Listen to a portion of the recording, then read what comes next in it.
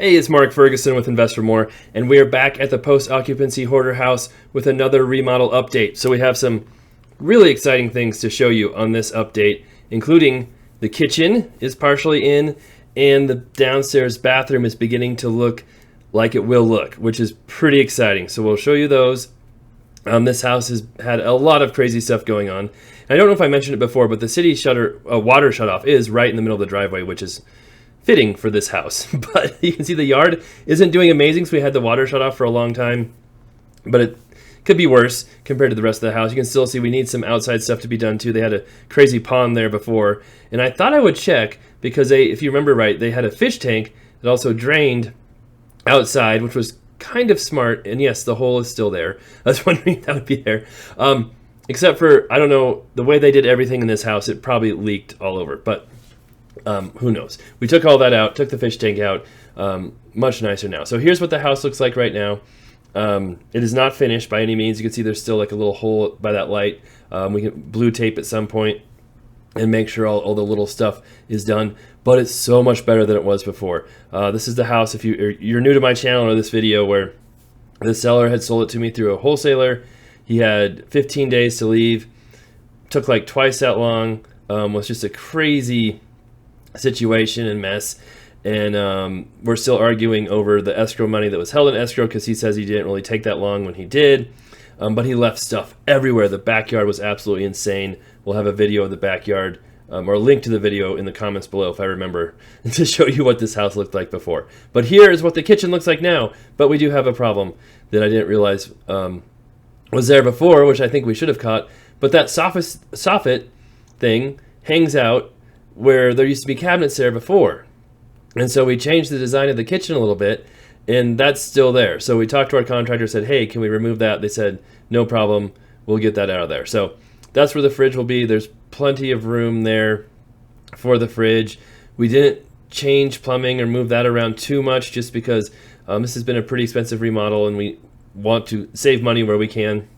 I just noticed that trim piece was a little different than the cabinet piece. I don't know if you could see that, so we'll see if we can fix that. But yeah, there is power running through that, but we should be able to run it right through the wall instead. It shouldn't have to go through that soffit. So, you know, that's something we would like our contractors to find and see before we do and ask us about it to save some money and time. But there's a lot of things like that over time that we wish happened, but that's part of the business. So here's the backyard, which a lot of people might say looks bad, but compared to what it looked like before, it looks amazing. Although I still don't know why there's a bunch of trash down there. We also need to figure out what to do with these sheds. They're not in amazing shape. Tearing them out could be pretty expensive, dump fees, all that.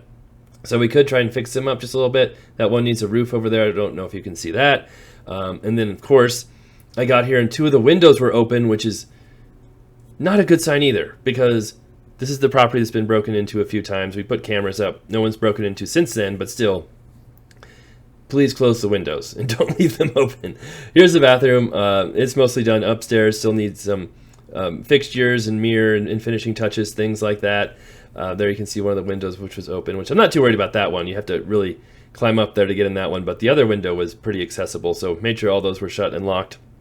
Bedrooms look pretty similar to the last video I showed. Here's the place where the fish tank was with a hole in the wall that we fixed all that, made it look so much better, and fixed all the plumbing, took all that underneath, the drain pipe, all that stuff. So I don't think it leaked under there, but it's surprising it didn't. So here's the basement, and lots of big changes down here, although I noticed a couple of things.